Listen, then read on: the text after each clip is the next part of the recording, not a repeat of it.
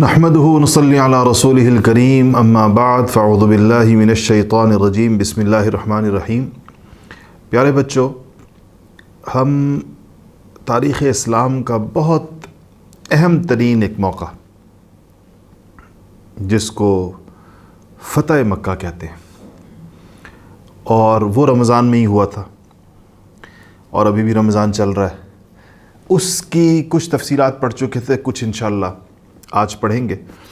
نبی کریم صلی اللہ علیہ وسلم 10ویں روزے کو چلے تھے مدینہ منورہ سے۔ 10,000 پاک باز لوگوں کی جماعت آپ کے ساتھ تھی، حضرات صحابہ آپ کے ساتھ تھے، جو اس روئے زمین پر انبیاء علیہم الصلاۃ والسلام کے بعد سب سے مقدس ترین لوگوں کی جماعت ہے، سب سے نیک ترین لوگوں کی جو جماعت ہے۔ یہ بات ہوئی تھی پچھلے دنوں۔ اچھا، اس کے بعد یہ ہوا کہ جب آپ ذوالحلیفہ پہنچے تو یہ وہ جگہ ہے جہاں سے آپ میں سے جس نے عمرہ کیا ہوا ہوگا تو وہ گیا ہوگا یہاں سے احرام باندھ کر۔ میقات ہے، یہاں سے احرام باندھا جاتا ہے۔ تو حضرت عباس رضی اللہ تعالیٰ جو آپ کے چچا تھے اور ابھی تک مکہ مکرمہ مقیم تھے، تو وہ ہجرت کر کے مکہ سے مدینہ کی طرف جا رہے تھے، تو وہ آپ کو ملے۔ تو آپ نے ان کو کہا کہ اب تو مجاہدین تو جا رہے ہیں اور صحابہ تو جا رہے ہیں فتح مکہ کے لیے، تو آپ نے ان کے اہل و عیال کو مدینہ بھیج دیا اور ان کو خود واپس بھیج دیا کہ وہ مکہ مکرمہ چلے جائیں، تاکہ وہاں پر جو فتح مکہ کا جو لشکر ہے اس میں وہ بھی شریک رہیں اور وہاں کا کچھ حالات کا بھی پتہ چلتا رہے گا۔ اچھا، اس کے بعد یہ آخری ہجرت تھی گویا کہ، یعنی حضرت عباس آخری مہاجر تھے کہ اس کے بعد جو ہے وہ ہجرت کا سلسلہ جو ہے وہ ایک طرح سے ختم ہو گیا۔ یہاں 2 اور لوگ بھی آئے رستے میں اسلام قبول کرنے کی نیت سے، اور یہ 2 وہ لوگ تھے جن سے نبی کریم صلی اللہ علیہ وسلم کو بہت سخت تکلیفیں پہنچی تھیں، اور انہوں نے آپ کی بہت زیادہ مخالفت کی تھی اور آپ کو بہت زیادہ برا بھلا کہا تھا۔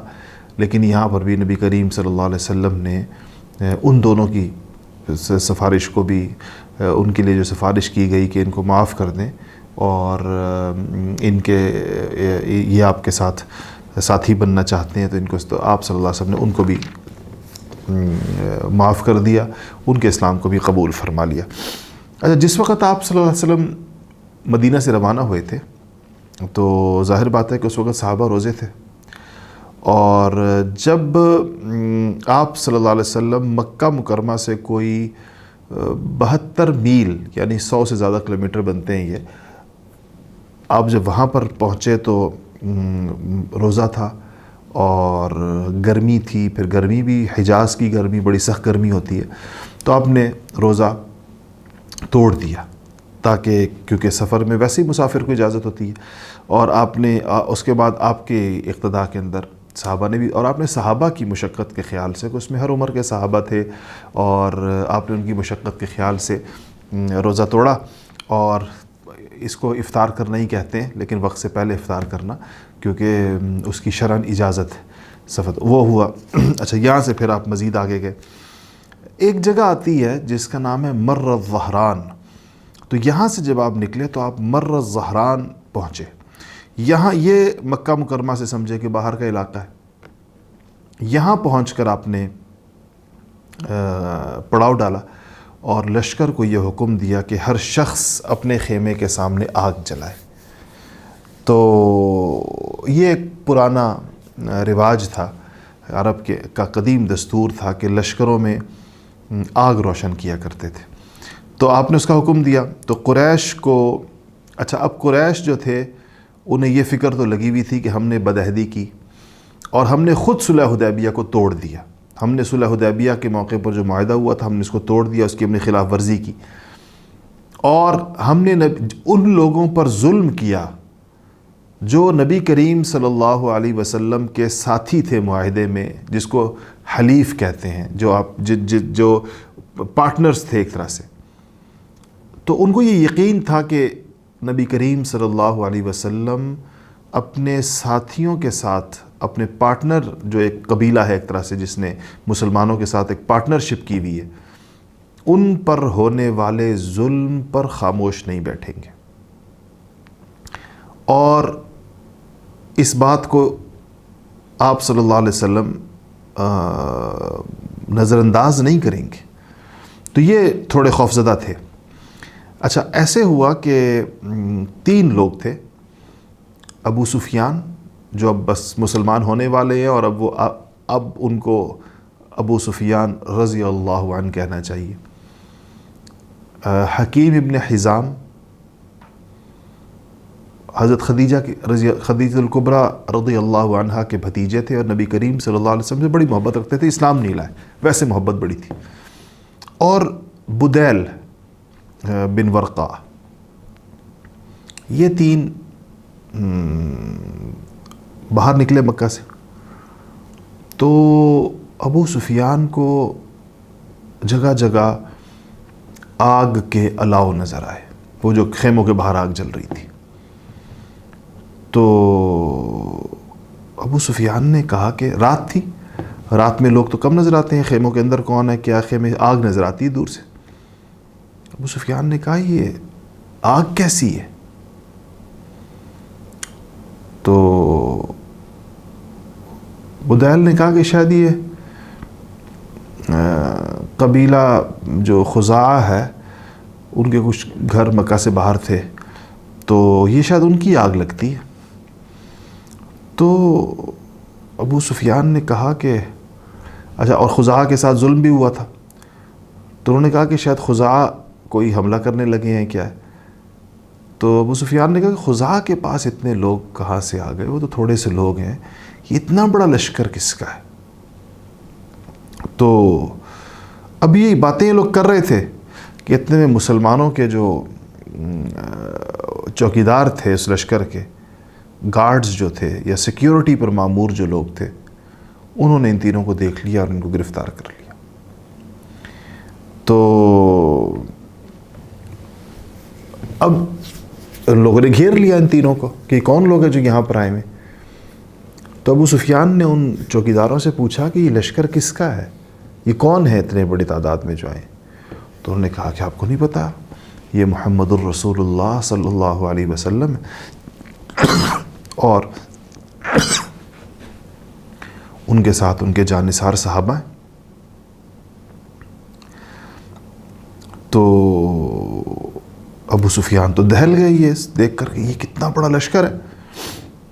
اچھا، ابھی ابو سفیان اور اس مسلمانوں کے درمیان گفتگو ہو رہی تھی کہ حضرت عباس وہاں پہنچ گئے، حضور کے چچا جن کو واپس بھیجا تھا.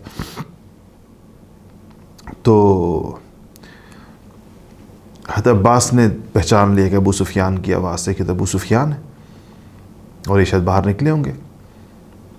تو انہوں نے کہا کہ ابو سفیان، یہ رسول اللہ صلی اللہ علیہ وسلم کا لشکر ہے، اور یہ اگر فتح یاب ہو گیا تو آپ کی گردن اڑا دے گا آپ سب کی. بہتر آپ کے حق میں یہ ہے کہ آپ جائیں اور ان سے امن مانگیں، امن چاہیں، امن کی بھیک مانگ لیں اور اطاعت قبول کر لیں، سرنڈر ہو جائیں. تو ابو سفیان نے بھی آواز پہچان لی کہ حضرت عباس ہیں. تو اس سمت اندھیرا تھا، رات تھی، اس سمت میں آئے اور حضرت عباس سے کہتے ہیں کہ عباس بتاؤ اب بچنے کی کیا صورت ہے. حضرت عباس نے کہا کہ میں آپ کو حضور صلی اللہ علیہ وسلم پر لے کے چلتا ہوں. حضرت عباس ابو سفیان اور ان کے دونوں ساتھیوں کو لے کر حضور کے خیمے کی طرف چل پڑے. تو راستے میں حضرت عمر فاروق رضی اللہ تعالیٰ عنہ مل گئے. بہترین وقت ہے بدلہ لینے کا. حضرت عمر نے تلوار سونتی ہوئی تھی، لیکن چونکہ حضرت عمر پیدل تھے اور عباس کے پاس ایک خچر تھا، انہوں نے ابو سفیان کو بھی اس پہ بٹھا لیا تھا. تو عباس نے تیزی سے اپنا خچر دوڑاتے ہوئے حضور کے خیمے پہنچ گئے. عمر رضی اللہ تعالیٰ پیچھے پیچھے پہنچ گئے. تو انہوں نے کہا کہ حضرت عمر نے کہا کہ یا رسول اللہ، یہ ابو سفیان ہے، اللہ کے اور اس کے رسول کے دشمن ہے، اور یہ بغیر کسی مشکل کے ہاتھ آ گئے. اب آپ اجازت دیجئے کہ میں ان کی گردن اڑا دوں. تو حضرت عباس نے فوراً کہا کہ یا رسول اللہ، میں نے ان کو اپنی پناہ میں لیا ہوا، میں نے پناہ دی ہوئی ہے، ان لوگوں کے ہاتھ نہیں لگا سکتا. تو اس کے بعد حضور اکرم صلی اللہ علیہ وسلم نے کہا ٹھیک ہے، حضرت عباس کی پناہ ہے. تو کہا کہ چلے جاؤ، ابو سفیان کو لے جاؤ، صبح ان کو میرے پاس لے کر آنا. اور حضرت عباس ادھر رہے، اور حضرت حکیم ابن حزام اور بدیل ابن ورقہ جو تھے، انہوں نے تو اسی وقت اسلام قبول کر لیا. ابو سفیان نے بھی نہیں کیا. اچھا، یہ دونوں اسلام قبول کر کے چلے گئے مکہ. صبح حضرت عباس رضی اللہ تعالیٰ ابو سفیان کو لے کر حضور اکرم صلی اللہ علیہ وسلم کی خدمت میں حاضر ہوئے. تو حضور نے فرمایا کہ افسوس ابو سفیان، کیا اس بات کا وقت نہیں آیا کہ آپ یہ یقین کر لیں کہ لا الہ الا اللہ کے سوا کوئی معبود نہیں؟ تو ابو سفیان نے کہا کہ میرے ماں باپ آپ پر فدا ہوں، آپ بہت ہی حلیم و کریم، بڑے صلہ رحمی والے ہیں، اور سچی بات یہ ہے، خدا کی قسم، اگر ان بتوں نے ہمارے کام آنا ہوتا تو آج وہ ہمارے کام آ رہے ہوتے. آج ہم اس ذلت اور بیچارگی کے ساتھ آپ کے سامنے نہ کھڑے ہوتے اگر بت واقعی کچھ کام، بتوں سے اگر کچھ بنتا ہوتا. تو آپ نے کہا کہ کیا وقت نہیں آ گیا کہ تم مجھے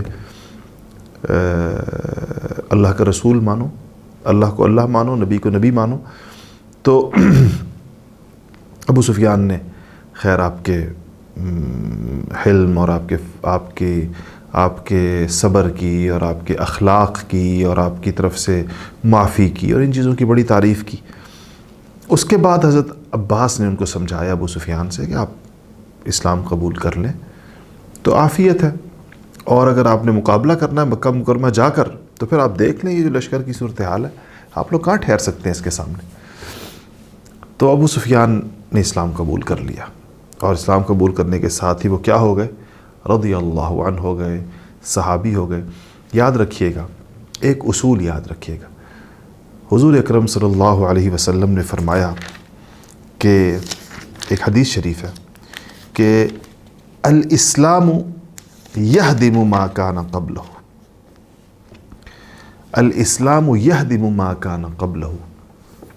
اسلام ماضی کے تمام جرائم کو، اسلام لانے سے پہلے جتنے جرائم کسی نے کیے ہیں، جتنے کسی نے گناہ کیے ہیں، جتنی کسی نے دشمنی کی ہے، اسلام جب بندہ لے آتا ہے اور لا الہ الا اللہ محمد الرسول اللہ پڑھ لیتا ہے، اشہد ان لا الہ الا اللہ و اشہد ان محمدن عبدہ و رسولہ پڑھ لیتا ہے، تو اس کی پچھلا سارا ڈیٹا ڈیلیٹ ہو جاتا ہے، پچھلا سارے جرائم ختم ہو جاتے ہیں. حضور نے فرمایا الاسلام یہدم، اسلام منہدم کر دیتا ہے، ختم کر دیتا ہے، جڑ سے ختم کر دیتا ہے جو کچھ اس سے پیچھے ہوا ہے.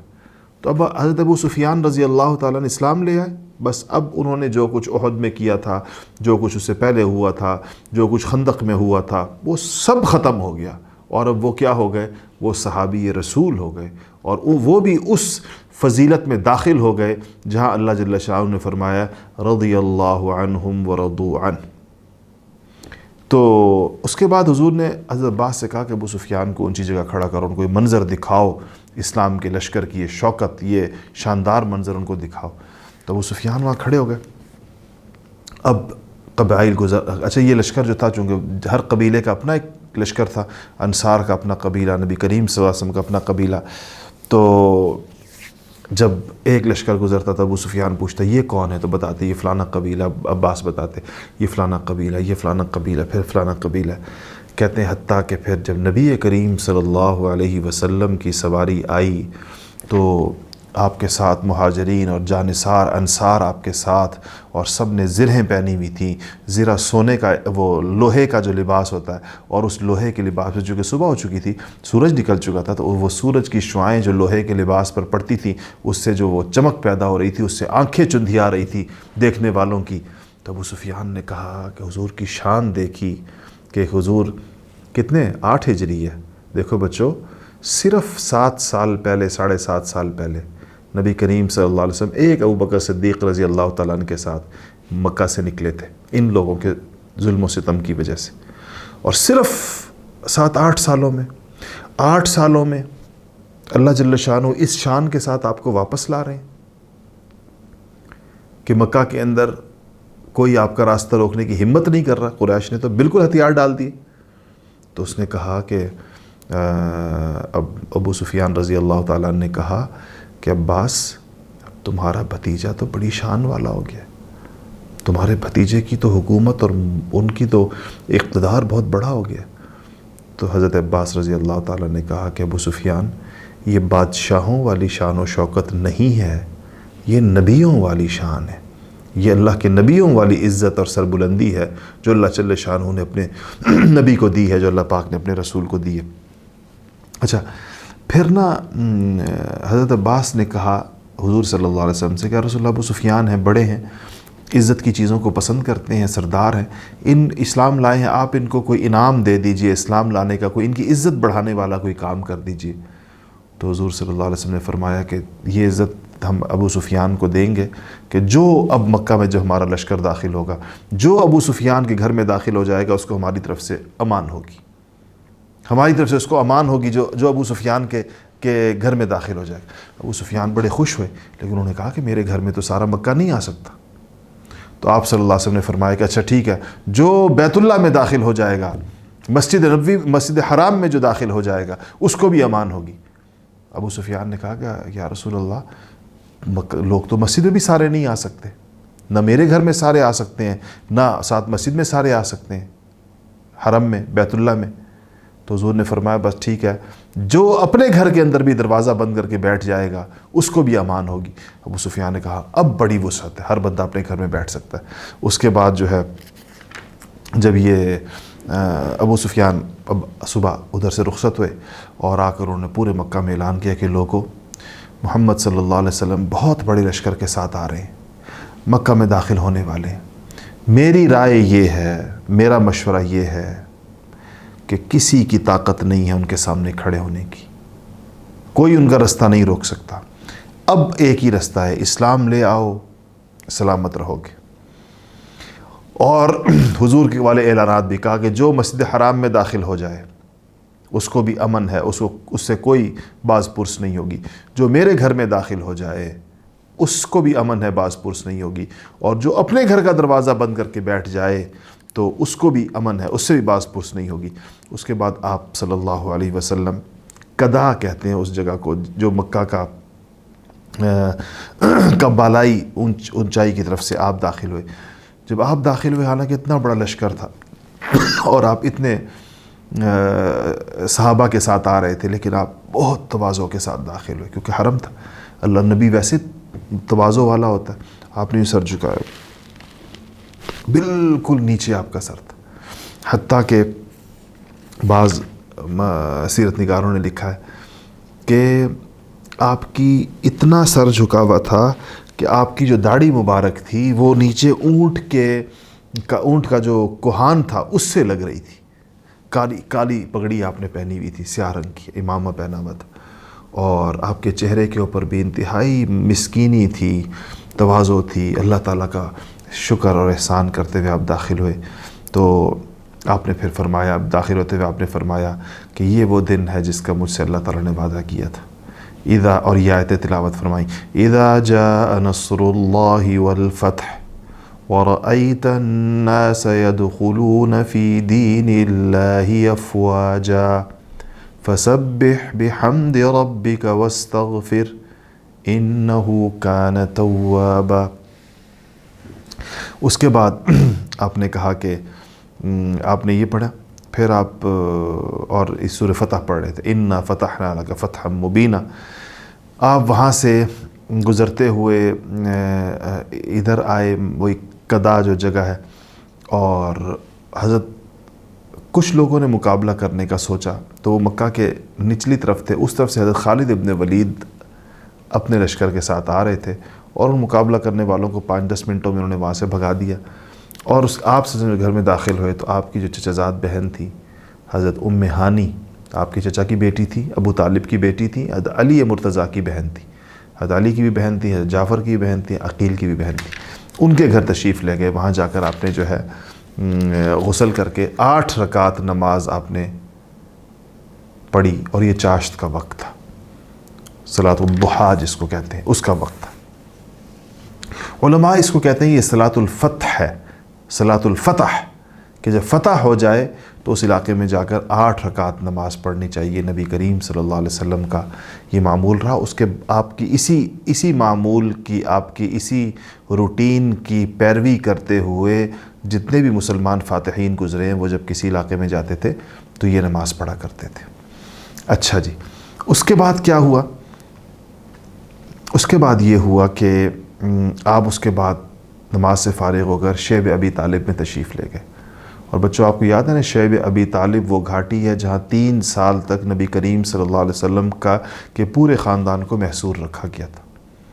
آپ وہاں تشریف لے گئے، آپ اس سختی کے اوقات کو یاد کر کے اللہ تعالیٰ کا مزید شکر ادا کرنا چاہتے تھے کہ کن کن سختیوں میں ایک زمانہ گزرا تھا، اور آج اللہ پاک نے کتنا بڑا فضل و کرم اور کتنی بڑی انعام اور کتنا عطا اور احسان اللہ تعالیٰ کی۔ اور اس کے بعد جو ہے امن قائم ہو گیا، کسی نے مقابلہ نہیں کیا مزید، وہ ان چند شرپسندوں کے علاوہ جن جو حضرت خالد بن ولید کے رستے میں آئے تھے ان میں سے کچھ تو مارے گئے 2-3-4 اور باقی بھاگ گئے۔ اس کے بعد آپ مسجد حرام میں داخل ہوئے، وہاں سے نکل کر مہانی گھر سے، اور خانہ کعبہ کا آپ نے طواف فرمایا، اور اس کے بعد آپ پھر جب طواف سے فارغ ہوئے تو 360 بت رکھے ہوئے تھے حرم میں، آپ نے ان 360 بتوں کو، ایک چھڑی آپ کے ہاتھ میں تھی اور آپ اس چھڑی سے یوں کچوکا دیتے تھے، اشارہ کرتے تھے تو وہ بت جو ہے وہ الٹے منہ، اوندھے منہ جا کر گرتا تھا، اور آپ کی زبان مبارک پر یہ آیت تھی وَقُلْ جَاءَ الْحَقُّ وَزَهَقَ الْبَاطِلُ إِنَّ الْبَاطِلَ كَانَ زَهُوقًا، حق آ گیا، باطل بھاگ گیا۔ اچھا، اس کے بعد کیا ہوا؟ تو اس کے بعد آپ خانہ کعبہ کے اندر داخل ہوئے۔ اندر خانہ کعبہ میں جا کر آپ نے دیکھا تو اس میں تصویریں بنی ہوئی تھی خانہ کعبہ کی دیواروں پر۔ آپ نے پانی منگوایا اور کہا، اس زمانے کی جو تصویریں تھیں یعنی پانی سے مٹ جاتی تھیں، آپ نے زمزم سے سارا کعبہ دھلوایا، وہ ساری تصویریں جو دیواروں پر بنی ہوئی تھی ساری مٹوا دی۔ ہمیں بھی اپنے گھر میں دیواروں پہ تصویریں نہیں لگانی چاہیے۔ بعض لوگوں کو بہت شوق ہوتا ہے، تصویریں کھینچ کر دیواروں پر لگاتے ہیں، یہ ٹھیک نہیں ہے۔ اس گھر کے اندر رحمت کے فرشتے نہیں آتے جہاں تصویریں فریم لگا کر دیواروں پہ لگائی جاتی ہیں۔ آپ نے بیت اللہ سے ساری تصویریں جو ہیں وہ مٹا دی، اتار دی، اور اس کے بعد آپ نے آب زمزم سے دھویا سارے کو، کفر کی اور شرک کی نجاستوں سے اس کو دھویا، اور پھر آپ نے بیت اللہ میں داخل ہوئے اور آپ نے نماز ادا کی۔ حضرت بلال آپ کے ساتھ تھے اور حضرت اسامہ آپ کے ساتھ تھے۔ تو جب آپ اس سے اسامہ بن زید، جن کے والد زید ابن حارثہ شہید ہوئے ہیں غزوہ موتا میں، تو پھر آپ نے اندر نماز پڑھی، اور اب آپ باہر آئے تو اب یہ رمضان المبارک کی 20ویں تاریخ تھی، 20 رمضان تھا، اور آپ نے ہاتھ میں چابی پکڑی ہوئی تھی خانہ کعبہ کی۔ خانہ کعبہ کی چابی سے میں آپ کو ایک بات بتاؤں کہ ایک زمانے میں نبی کریم صلی اللہ علیہ وسلم کو مکہ میں ہجرت سے پہلے خانہ کعبہ کے اندر جا کے نفل ادا کرنے کا شوق ہوا، تو آپ نے عثمان بن طلحہ نام تھا جن کے پاس چابی تھی، جس خاندان کے پاس خانہ کعبہ کی کسٹوڈین شپ تھی، تو آپ نے عثمان بن طلحہ سے کہا کہ مجھے خانہ کعبہ کا دروازہ کھول دو، تو میں اندر جا کے نفل پڑھنا چاہتا ہوں، نماز پڑھنا چاہتا ہوں۔ تو عثمان بن طلحہ نے بہت سخت جواب دیا، بہت غلط جواب دیا۔ اس نے کہا کہ مطلب نعوذ باللہ ایسے الفاظ ہماری زبانوں پر آئیں تو مشکل ہوتی ہے۔ کہا کہ میں آپ کے لیے کھولوں؟ یہ تو میں معزز لوگوں کے لیے کھولتا، عزت والوں کے لیے کھولا جاتا ہے، آپ کے لیے کیوں کھولوں؟ آپ نے کہا کہ عثمان، ایک دن آئے گا کہ اس خانہ کعبہ کی چابی میرے پاس ہوگی، پھر میری مرضی ہوگی میں جس کو دوں۔ تو عثمان نے کہا وہ بڑا ذلت والا دن ہوگا قریش کے لیے، قریش کے لیے بڑا ڈوب مرنے کا دن ہوگا جس دن آپ کے ہاتھ میں خانہ کعبہ آ جائے گا۔ آپ نے کہا نہیں، وہ بڑی عزت والا دن ہوگا۔ اب وہی عثمان ابن طلحہ سامنے سر جھکائے کھڑے تھے جنہوں نے اس دن یہ جواب دیا تھا، چابی آپ کے ہاتھ میں تھی۔ اس چابی کو ہاتھ میں لے کر آپ نے ایک خطبہ دیا۔ میں تھوڑا سا آپ کو سناتا ہوں بچوں، آپ کو مشکل تو ہوگی سمجھنے میں لیکن سن لو۔ آپ نے کہا لا الہ الا اللہ وحدہ لا شریک لہ صدق وعدہ ونصر عبدہ وہزم الاحزاب وحدہ۔ تب اللہ کے سوا کوئی معبود نہیں، اللہ نے اپنا وعدہ سچا کر دکھایا، اللہ نے اپنے بندے کی مدد کی اور دشمنوں کی تمام جماعتوں کو تنہا اللہ تعالیٰ نے شکست دی۔ یہ نہیں کہا کہ ہم نے شکست دی، کہا اللہ نے شکست دی دشمن کے تمام جماعتوں کو۔ اور پھر کہا کہ پھر آپ نے کہا کہ آج سے یہ سارے رسم و رواج کفر کے ختم اور اب یہ طریقہ کار ہوگا۔ خیر آپ لمبا خطبہ ہے وہ آپ نے دیا، تو جب آپ نے وہ دے دیا تو آپ مسجد میں بیٹھ گئے، چابی آپ کے پاس ہے۔ تو حضرت علی رضی اللہ تعالیٰ تشریف لائے، داماد بھی تھے آپ کے، اور بنو ہاشم، کہا کہ یا رسول اللہ یہ چابی ہمیں دے دیں، عزت کی چیز ہے اور آئندہ سے خانہ کعبہ کے کسٹوڈین ہم لوگ ہو جائیں گے۔ حضور صلی اللہ علیہ وسلم نے اسی عثمان ابن طلحہ کو بلایا اور آپ نے ان سے کہا کہ آؤ اور یہ لے لو چابی تمہاری، یہ تمہارے پاس رہے گی اور ہمیشہ تمہارے خاندان میں رہے گی، اور یہ چابی آج تم کو اللہ نے دلوائی ہے، اللہ نے دلوائی ہے اور تم سے کوئی نہیں لے گا۔ جو تم سے لے گا یہ چابی تمہارے خاندان سے، نسلوں سے بھی تمہاری لے گا، وہ ظالم ہوگا۔ بچوں یہ چابی آج بھی اسی خاندان کے پاس ہے، عثمان ابن طلحہ کے خاندان کے پاس ہے، اور اب بھی جب سعودی عرب میں جا کر خانہ کعبہ کھولتے ہیں تو اسی خاندان کے لوگ آ کر کھولتے ہیں، اور کوئی ان سے چابی نہیں لیتا، کیونکہ حضور نے فرمایا تھا جو تم سے چابی لے گا وہ ظالم ہوگا۔ اس کے بعد یہ تو چاشت کے بعد کا وقت تھا، ظہر کا وقت ہو گیا، تو حضور نے حضرت بلال سے کہا کہ خانہ کعبہ کی دیوار پہ کھڑے ہو کر اللہ کا نام بلند کرو آج۔ پھر پہلی دفعہ خانہ کعبہ کی دیوار کے اوپر کھڑے ہو کر حضرت بلال نے اذان دی، اللہ اکبر اللہ اکبر اللہ اکبر اللہ اکبر، اشہد ان لا الہ الا اللہ اشہد ان لا الہ الا اللہ۔ بلال کی اذان، توحید کی اذان۔ قریش چوٹیوں پر بیٹھے ہوئے تھے، جو لوگ سائڈوں پر جو پہاڑ ہیں دیکھ رہے تھے۔